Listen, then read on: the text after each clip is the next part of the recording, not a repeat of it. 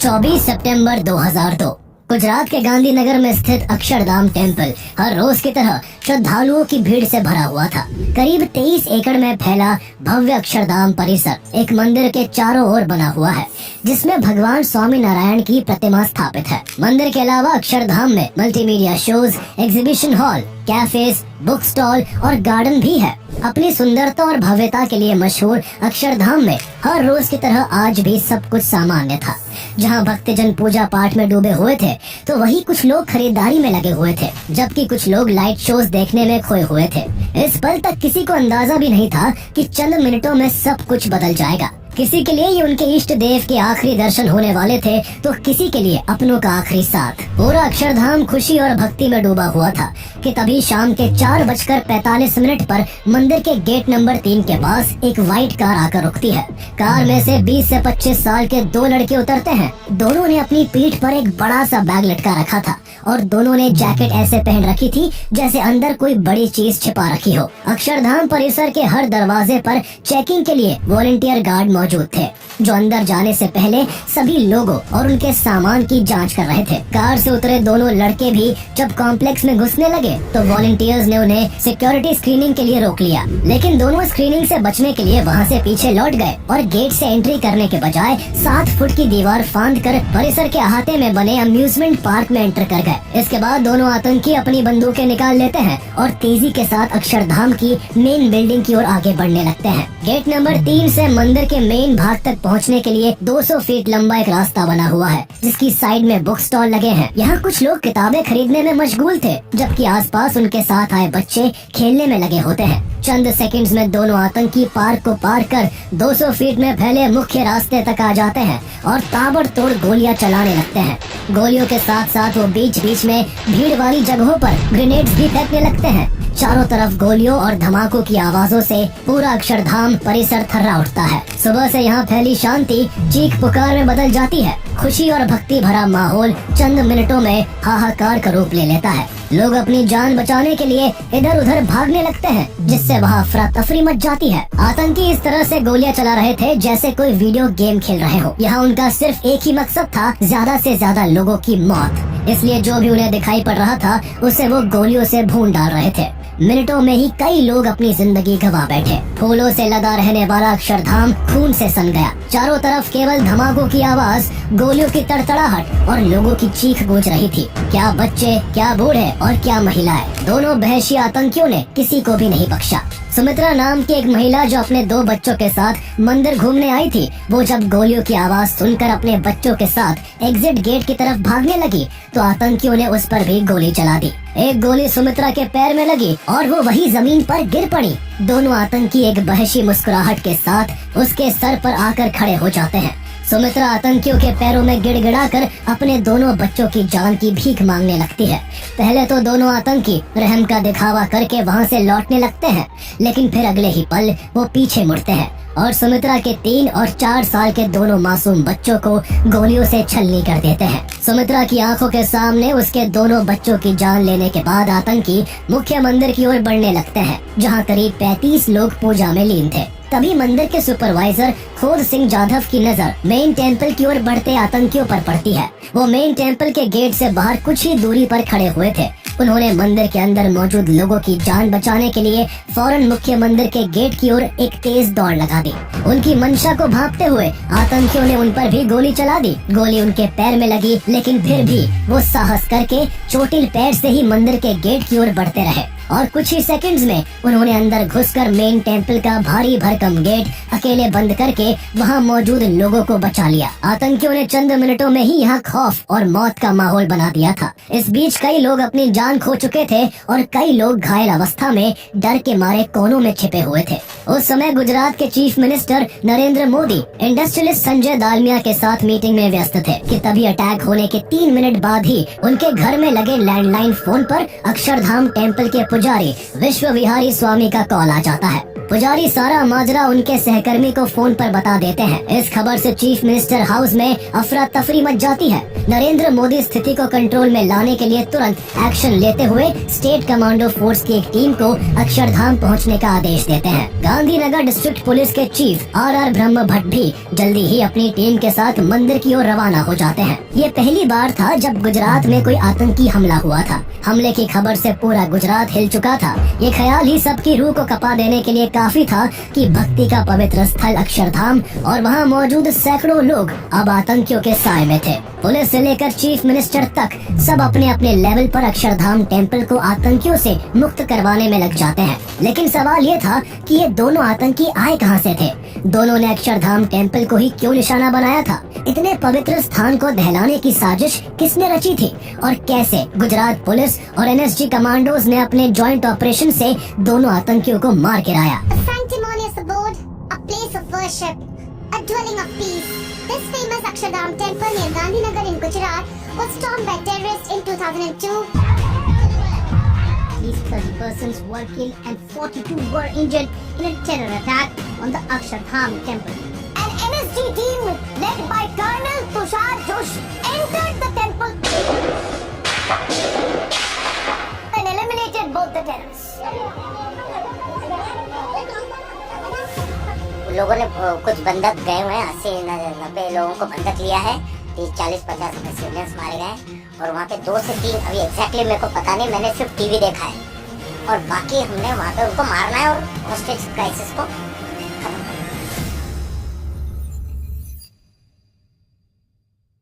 शाम के करीब 5 बज चुके थे। इत्तेफाक से बीजेपी के एमएलए हीरा भाई सोलंकी भी उस दिन मंदिर में पूजा करने आए हुए थे। उस दिन सोलंकी अपने साथ अपनी लाइसेंसी पिस्तौल भी लेकर आए थे। उन्होंने आतंकियों का ध्यान लोगों से हटाने के लिए अपनी पिस्तौल निकालकर आतंकियों की तरफ गोली चला दी। हालांकि इससे आतंकियों को कोई नुकसान तो नहीं हुआ, लेकिन वो कंफ्यूज जरूर हो गए। उनको लगा कि पुलिस मंदिर के अंदर पहुंच चुकी है, इसलिए वो डर कर थोड़े अनस्टेबल हो गए।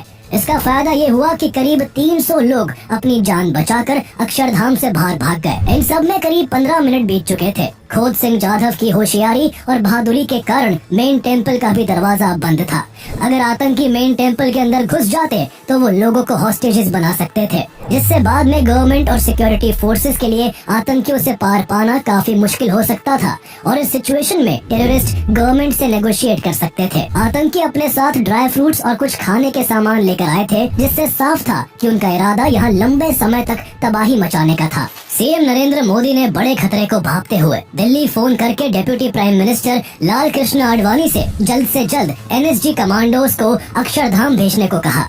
उधर शाम के 5:30 बजे तक मेन टेम्पल में एंटर करने का कोई रास्ता ना देखकर आतंकी गुस्से से तिलमिला उठे। उन्होंने पहले तो बेसमेंट में पहुंचकर वहां ग्रेनेड फेंक कर धमाका किया और फिर वो एग्जीबिशन एरिया को निशाना बनाने के लिए बढ़ने लगे। अक्षरधाम में कई एग्जीबिशन हॉल्स हैं। अब तक आतंकियों की गोलीबारी की वजह से वॉलंटियर्स सभी एग्जीबिशन हॉल्स के डोर्स अंदर से बंद कर चुके थे। ऐसे में अपने लिए कोई भी आसान टारगेट ना देखकर आतंकी गुस्से से पागल हो उठे थे। तभी उन्हें एग्जीबिशन हॉल 1 दिखा, जिसका मेन गेट तो वॉलंटियर्स ने बंद कर दिया था, लेकिन एग्जिट गेट को बंद करने का ख्याल किसी को नहीं रहा। आतंकी उसी एग्जिट गेट से मल्टीमीडिया थिएटर के अंदर घुस आए। यहाँ भी आतंकियों ने आव देखा न ताव और अंधाधुंध फायरिंग शुरू कर दी। उनकी गोलियों के रास्ते में जो भी आया अपनी जान गंवा बैठा। इनमें से गोली एग्जीबिशन हॉल 1 के केयरटेकर हरि धरिया को भी लगी, लेकिन वो अभी तक जिंदा थे। आतंकियों ने उनसे बेरहम मुस्कान के साथ पूछा, तुम अभी तक जिंदा हो? हरि धरिया काफी डर चुके थे। उन्होंने अपनी जान बचाने के लिए जवाब दिया, जी हाँ, आपकी कृपा से। इसके बाद आतंकी ने उससे कहा, ठीक है, अगर तुम जिंदा रहना चाहते हो तो ऊपर जाने का रास्ता बताओ।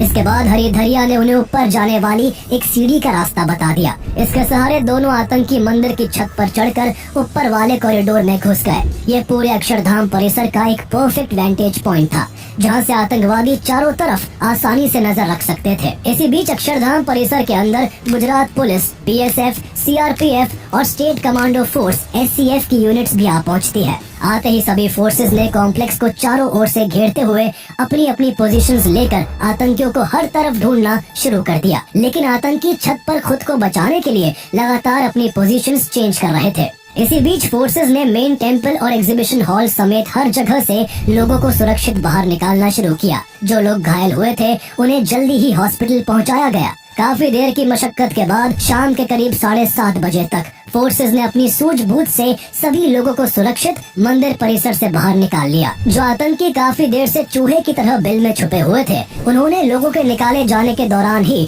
परिक्रमा एरिया में कूदकर सिक्योरिटी फोर्सेस पर गोलियां बरसानी शुरू कर दी। बदले में भारतीय सिपाहियों ने भी गोली का जवाब गोली से दिया, जिसके बाद दोनों तरफ से भयंकर गोलीबारी शुरू हो गई। गुजरात पुलिस के लिए ये पहला मौका था जब उनका सामना आतंकियों से हो रहा था। दोनों तरफ से हैवी फायरिंग जारी थी। इसी बीच आतंकियों के साथ मुठभेड़ में स्टेट कमांडो अर्जुन सिंह गामेती और अल्लाह रखा उनाद जाम शहीद हो गए। अपने साथियों की मौत से स्टेट कमांडोज को गहरा धक्का लगा। उन्हें गुजरात पुलिस, बीएसएफ और सीआरपीएफ के साथ मिलकर आतंकियों का सामना करते हुए कई घंटे हो चुके थे। उन्होंने आतंकियों को अक्षरधाम कॉम्प्लेक्स से भागने से तो रोक दिया था, लेकिन कई घंटों की कोशिश के बाद भी वो आतंकियों को न्यूट्रलाइज नहीं कर पाए थे। सबको अब बेसब्री से बस एनएसजी कमांडोज का इंतजार था। एनएसजी की elite counter terrorist wing special action group SAG के हेड ब्रिगेडियर राज सीतापति को अक्षरधाम अटैक की जानकारी शाम के 5:30 बजे मिली थी, जब वो हरियाणा के मानेसर में स्थित एनएसजी बेस में टेनिस खेल रहे थे। उन्हें NSG director general Ranjit Shekhar Mushahary का कॉल आया, जिसमें उन्होंने सिर्फ इतना कहा, गेट मूविंग इन 30 मिनट्स, यानी 30 मिनट में निकलने की तैयारी करो। बॉस का मैसेज मिलते ही ब्रिगेडियर राज सीतापति कुछ ही देर में अपनी टीम को तैयार कर दिल्ली के पालम हवाई अड्डे पहुंच गए। यहाँ पहले से ही एक स्पेशल प्लेन उनकी टीम का इंतजार कर रहा था। शाम के करीब 6:30 बजे प्लेन एनएसजी कमांडोज को लेकर अक्षरधाम टेम्पल की ओर निकल गया। सब कुछ इतना जल्दी हुआ था कि ब्रिगेडियर सीतापति को इस ऑपरेशन की प्लानिंग बनाने का भी वक्त नहीं मिल पाया था। प्लेन के अंदर ही सीतापति ने ही इस पूरे ऑपरेशन की प्लानिंग तैयार की। 3 घंटे के सफर के बाद प्लेन एनएसजी की टीम को लेकर अक्षरधाम के नियरवाइज एयरपोर्ट पहुंचा, जहां से 2 बसों में सवार होकर रात के 10:10 पर एनएसजी की टीम अक्षरधाम के गेट पर आ पहुंची। कुछ ही देर में एनएसजी ने आतंकियों को एलिमिनेट करने के लिए यहाँ ऑपरेशन वज्र शक्ति शुरू कर दिया। ब्रिगेडियर राज सीतापति ने सबसे आगे एनएसजी के 35 ब्लैक कमांडोज को तैनात किया। साथ ही उनके सपोर्ट के लिए rapid action force, border security force, state reserve police और एंटी टेररिस्ट स्क्वाड की यूनिट्स ने भी अपनी अपनी पोजीशन ले ली। इसके बाद आतंकियों की एग्जैक्ट लोकेशन का पता लगाने की कोशिश होती रही, लेकिन अक्षरधाम के बड़े एरिया और चारों तरफ खुली जगहों का फायदा उठाकर आतंकवादी लगातार अपनी पोजीशन बदलते रहे। यहाँ ब्रिगेडियर राज सीतापति के लिए सबसे बड़ी दिक्कत ये थी कि मंदिर के आसपास कोई ऐसी बिल्डिंग नहीं थी जहाँ उनके स्नाइपर्स पोजीशन लेकर इन आतंकियों का जल्दी से खात्मा कर सके। काफी देर तक डिफेंस फोर्सेस को इधर से उधर उलझाए रखने के बाद आतंकी बड़ी चालाकी से परिक्रमा एरिया से निकलकर बाथरूम एरिया में जाकर छुप गए। एनएसजी के पास अब एक सही और आसान मौका था। वो अब पूरे टॉयलेट ब्लॉक को ही रॉकेट लॉन्चर से उड़ाकर आतंकियों को खाक कर सकते थे, लेकिन तब तक ऑपरेशन ब्लू स्टार की यादें धुंधली नहीं हुई थी। यहाँ भी मंदिर के किसी भी ढांचे के डैमेज होने से लोगों के गुस्सा होने का डर था, इसलिए डेप्यूटी पीएम एल.के. आडवाणी ने सख्त निर्देश दिया था कि किसी भी हाल में मंदिर के किसी भी हिस्से को नुकसान न पहुँचाया जाए। ऐसे में सभी एनएसजी कमांडोज काफी सतर्कता और सब्र के साथ एक एक कदम बढ़ा रहे थे। इनमें से एक मेजर तुषार जोशी भी थे। उनकी वाइफ प्रेग्नेंट थी और काफी नाजुक स्थिति से गुजर रही थी। ऐसे में मेजर जोशी को अपनी बीवी की चिंता सता रही थी, लेकिन उन्होंने अपने कर्तव्य पालन के आगे परिवार प्रेम को नहीं आने दिया और जल्द ही अपनी भावनाओं को काबू में करते हुए वो पूरे जोश के साथ आतंकियों का सामना करने के लिए जुट गए। इसी बीच आतंकी देर रात मौका पाते ही मंदिर के साउथ ईस्ट कॉर्नर के एग्जीबिशन हॉल 3 तक पहुंच गए। यहाँ अशोक के पेड़ों का झुरमुट था। उस तरफ इलेक्ट्रिसिटी का भी कोई इंतजाम नहीं था, इसलिए यहाँ अंधेरा छाया रहता था और ये जगह आतंकियों के छुपने की एक अच्छी जगह साबित हुई। ऐसे गहरे अंधेरे में एनएसजी कमांडोज के लिए भी आतंकियों को देख पाने में मुश्किल हो रही थी, लेकिन फिर भी इस ऑपरेशन के कमांडर ब्रिगेडियर राज सीतापति ने एक रिस्क लिया और सूबेदार सुरेश चंद यादव के साथ कुछ कमांडोज को उन पेड़ों के झुरमुट की तरफ बढ़ने का ऑर्डर दिया। सूबेदार सुरेश चंद यादव के साथ साथ कई कमांडोज आगे बढ़ने लगे। सबने बुलेट प्रूफ जैकेट और हेलमेट पहन रखे थे। सूबेदार सुरेश चंद यादव साहसिक कदम उठाते हुए एक आतंकी के बेहद करीब पहुंच गए। इसके बाद उन्होंने आतंकी पर गोलियों की बौछार कर दी और उसे वहीं ढेर कर दिया, लेकिन इस बहादुरी भरे प्रयास में उन्हें भी काफी इंजरीज हुई और कुछ ही देर में वो शहीद हो गए। इसके बाद और कैजुअलिटीज ना हो, इसलिए सीतापति ने अपनी टीम को सुबह होने तक का इंतजार करने को कहा। इसके बाद सभी डिफेंस फोर्सेस ने मिलकर बचे हुए आतंकी को सुबह तक मंदिर के अंदर केवल एक जगह पर उलझाए रखा। सुबह होते ही एनएसजी कमांडोज ने फुर्ती दिखाते हुए दूसरे आतंकी पर धावा बोल दिया और उसे 6:45 पर मार गिराया। दोनों आतंकी मौत की नींद सो चुके थे, लेकिन मरने से पहले उन्होंने 33 लोगों को मार डाला था, जिनमें कई बच्चे, महिलाएं और बूढ़े लोगों के अलावा डिफेंस फोर्सेस के भी 3 जवान थे। कई जवान घायल भी हुए थे, जिनमें से एक मेजर तुषार जोशी भी थे। भले ही एनएसजी ने दोनों आतंकियों को मिट्टी में मिलाकर अक्षरधाम टेम्पल को आतंक से मुक्त करवा दिया था, लेकिन गुजरात गवर्नमेंट के लिए समस्या यहीं पर खत्म नहीं हुई थी। इस हमले से केवल 6 महीने पहले ही गोधरा ट्रेन हादसा हुआ था, जिसके बाद पूरा गुजरात दंगों की आग में जल उठा था। ऐसे में गवर्नमेंट को डर था कि कहीं ये आतंकी घटना दंगे की एक और चिंगारी ना भड़का दे। उस समय गुजरात के साथ साथ सेंट्रल में भी बीजेपी की सरकार थी और इसी दौरान गुजरात में विधानसभा चुनाव होने वाले थे। ऐसे में अगर गुजरात में दोबारा दंगे की नौबत आती तो सरकार को भारी मुसीबत का सामना करना पड़ सकता था। इसलिए स्थिति से निपटने के लिए लाल कृष्ण आडवाणी 24 सितंबर की शाम ही गुजरात आकर चीफ मिनिस्टर नरेंद्र मोदी के साथ स्थिति का जायजा ले रहे थे। उस समय प्राइम मिनिस्टर अटल बिहारी वाजपेयी मालदीव के दौरे पर थे। अक्षरधाम हमले का पता चलते ही उन्होंने अपना दौरा बीच में ही कैंसिल कर दिया और 25 सितंबर को वो भी अक्षरधाम मंदिर आ पहुँचे। इस तरह बड़े बड़े लीडर्स की मौजूदगी और स्टेट पुलिस की सतर्कता की वजह से गुजरात में शांति कायम रही। टेम्पल ट्रस्ट ने हमले के 14 दिन बाद 7 अक्टूबर 2002 को मंदिर को दर्शन के लिए दोबारा खोल दिया। कुछ ही दिनों में मंदिर के दोबारा खुल जाने से माहौल जरूर शांत हो गया था, लेकिन इस हमले ने गुजरात अथॉरिटीज की सुरक्षा व्यवस्था पर गहरे प्रश्न चिन्ह खड़े कर दिए थे। अक्षरधाम मंदिर गुजरात के गांधीनगर के बेहद वीआईपी इलाके में बना हुआ है। मंदिर से मुख्यमंत्री आवास काफी नजदीक है और यहाँ से कुछ ही दूरी पर गुजरात का राजभवन भी है। इतना ही नहीं, मंदिर से केवल वॉकिंग डिस्टेंस पर इंडियन एयरफोर्स का साउथ वेस्टर्न एयर कमांड भी स्थित है। करीब 6 महीने पहले हुए गुजरात दंगों के बाद चीफ मिनिस्टर नरेंद्र मोदी को पहले ही कई धमकियां मिल चुकी थी। इस कारण इस एरिया की सिक्योरिटी को काफी टाइट कर दिया गया था। हमले से पहले आईबी ने गुजरात के मंदिरों पर आतंकी हमलों की पॉसिबिलिटी को लेकर अलर्ट भी जारी किया था, जिसके बाद गुजरात पुलिस ने सोमनाथ मंदिर की सिक्योरिटी को तो बढ़ा दिया था, लेकिन चीफ मिनिस्टर हाउस के इतने करीब होने के बावजूद अक्षरधाम मंदिर की सुरक्षा नहीं बढ़ाई गई। इसे सिर्फ टेम्पल ट्रस्ट के वॉलंटियर्स के जिम्मे छोड़ दिया गया, जिस वजह से आतंकी कम सुरक्षा का फायदा उठाकर अक्षरधाम में प्रवेश कर गए थे। आतंकियों के मारे जाने के तुरंत बाद गुजरात पुलिस ने इस हमले के पीछे जिम्मेदार लोगों को पकड़ने के लिए इन्वेस्टिगेशन शुरू कर दी। आतंकियों की जेब से सुरक्षा बलों के हाथ एक लेटर लगा था, जिसमें उर्दू में एक आतंकी संगठन तहरीक-ए-कसास का जिक्र था।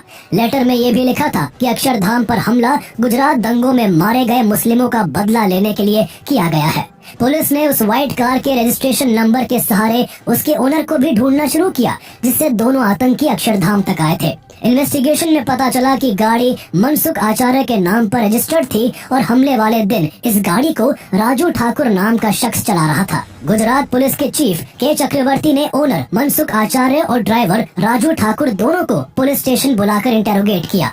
ड्राइवर राजू ठाकुर ने कंफर्म किया कि 24 सितंबर को 2 लोग उसकी गाड़ी से दिन के 2 बजे कालूपुर रेलवे स्टेशन से अक्षरधाम टेम्पल आए थे, लेकिन उनका क्या इरादा था इसका उसे तब कोई अंदाजा नहीं था।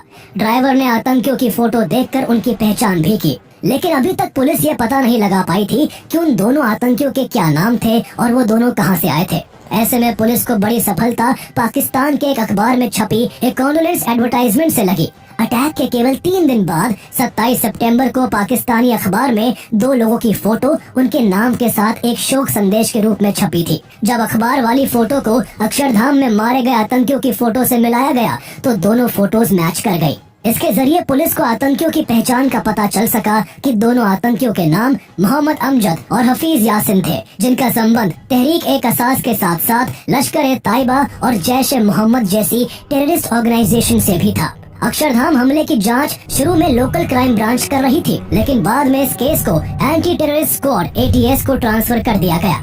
हमले के लगभग 2 हफ्ते बाद तक एटीएस की टीम अक्षरधाम परिसर की काफी सावधानी से जांच करती रही। यहाँ से एटीएस को ग्रेनेड के टुकड़े, कुछ बची गोलियां और मारे गए आतंकियों की जेब से कुछ खाने पीने के सामान मिले, जिन्हें जांच के लिए फॉरेंसिक साइंस लेबोरेटरी भेज दिया गया।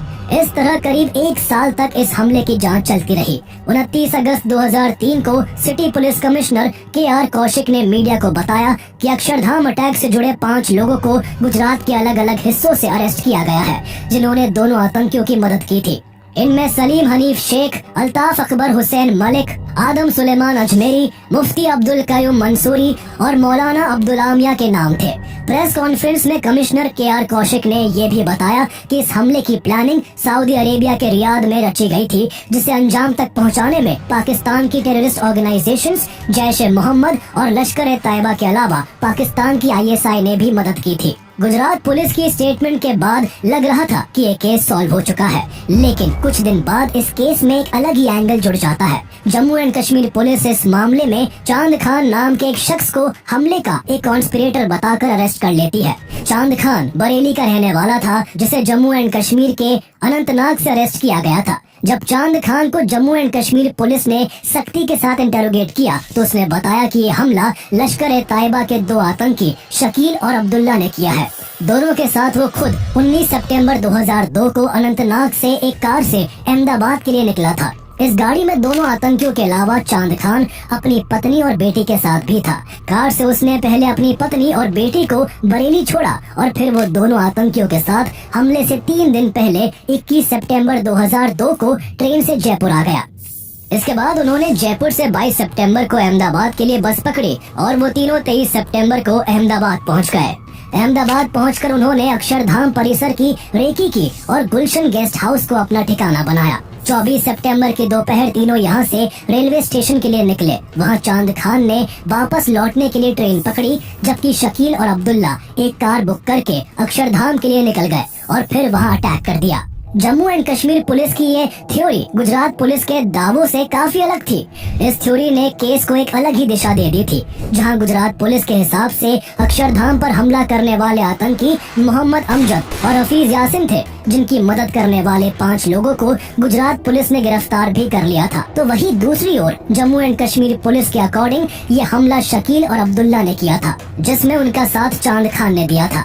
गुजरात पुलिस के अनुसार इस हमले की प्लानिंग रियाद में हुई थी, जबकि जम्मू एंड कश्मीर पुलिस के अकॉर्डिंग इसकी प्लानिंग अनंतनाग में हुई थी। हालांकि चांद खान ने बाद में कई बार अपना बयान बदला, जिससे केस काफी उलझ गया। दोनों पुलिस की थ्योरीज कॉन्ट्राडिक्टरी थी, लेकिन फिर भी गुजरात पुलिस ने नवंबर 2003 में प्रिवेंशन ऑफ टेररिज्म एक्ट पोटा के अंडर 6 लोगों के खिलाफ चार्जशीट फाइल कर दी, जिसमें पहले गिरफ्तार किए गए 5 लोगों के साथ जम्मू एंड कश्मीर पुलिस द्वारा अरेस्ट किए गए चांद खान का भी नाम शामिल कर दिया गया। इसके बाद detection of crime branch DCB ने इस हमले में 1750 पन्नों की चार्जशीट फाइल की, जिसमें 34 लोगों को अक्यूज बताया गया। 34 लोगों में से 6 लोग गुजरात पुलिस की कस्टडी में थे, जबकि 28 लोगों को अब्सकॉन्डिंग करार दिया गया। इनमें गैंगस्टर दाऊद इब्राहिम और छोटा शकील का नाम भी शामिल था, जिनके नाम का अरेस्ट वारंट जारी कर दिया गया। इस मामले में कुल 376 विटनेसेस थे, जिसमें से 11 की आइडेंटिटी को रिवील नहीं किया गया। इसके बाद 18 दिसंबर 2003 से पोटा कोर्ट में इस केस की सुनवाई शुरू हुई। पोटा में ये केस करीब 3 सालों तक चलता रहा। जुलाई 2006 में इस मामले की सुनवाई करते हुए पोटा कोर्ट ने अरेस्ट किए गए 6 के 6 लोगों को हमले की साजिश का दोषी मानते हुए सजा सुना दी।